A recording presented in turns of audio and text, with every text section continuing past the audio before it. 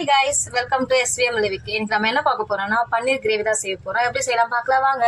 First அதுக்கு ஒரு பவுல் எடுத்துட்டு பன்னீரை நல்லா கியூப்ஸா கட் பண்ணி வச்சிருக்கேன்.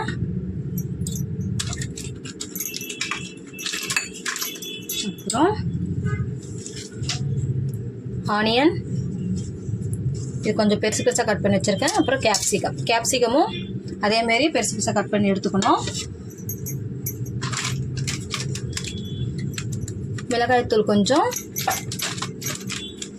கரம் மசாலா தூள், மஞ்சள் தூள்,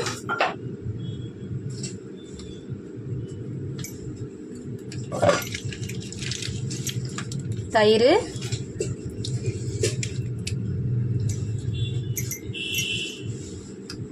தேவையான அளவுக்கு உப்பு,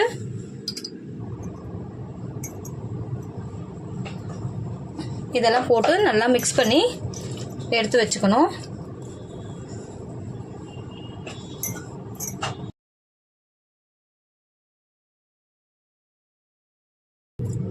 மிக்ஸ் பண்ணிட்டு ஒரு 10 நிமிஷம் அப்படியே எடுத்து வச்சுக்கணும்.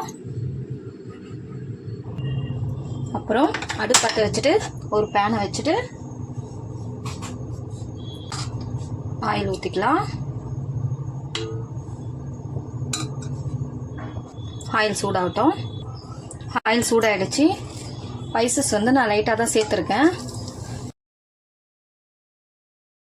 பொடியாக கட் பண்ணி வச்சுருக்கிற 2 ஆனியனை சேர்த்துக்கிறேன்.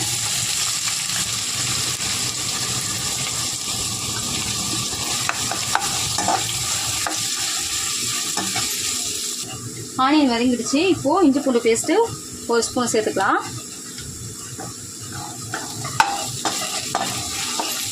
நல்லா வதங்கிடுச்சு. இந்த டைமில் அரைச்சி வச்சுருக்க தக்காளி சேர்த்துக்கலாம்.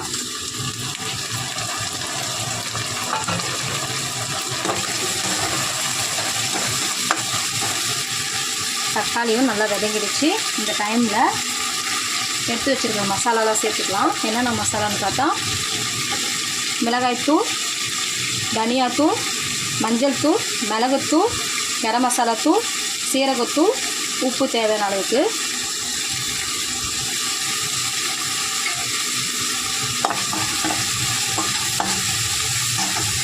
நம்ம ஊற வச்சிருக்கிற பன்னீரை சேர்த்துக்கலாம்.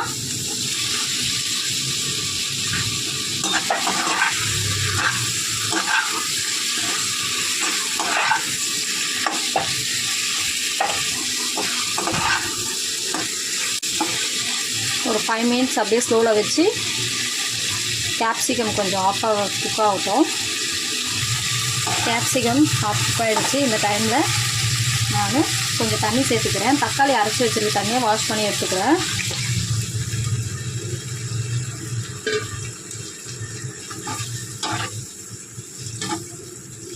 இது நல்லா கொதிக்கட்டும். கொதித்து நல்லா கிரேவி ஆகட்டும். இந்த டைமில் உப்பு காரம் எல்லாம் பார்த்து நம்ம போட்டுக்கலாம். பன்னீர் கிரேவி ரெடி ஆயிடுச்சு ஃப்ரெண்ட்ஸ். இது போல் நீங்களும் வீட்டில் ட்ரை பண்ணி பாருங்கள். நான் வந்து பூரிக்கு தான் ஃப்ரெண்ட்ஸ் செஞ்சுருக்கேன். இது டிஃபனுக்கும் நல்லாயிருக்கும். நீங்கள் இது போல் ட்ரை பண்ணி பாருங்கள். என்னுடைய வீடியோ பிடிச்சிருந்தா லைக் பண்ணுங்கள், ஷேர் பண்ணுங்கள், கமெண்ட் பண்ணுங்கள், சப்ஸ்கிரைப் பண்ணுங்கள், பெல் பட்டனை கிளிக் பண்ணுங்கள். Bye friends.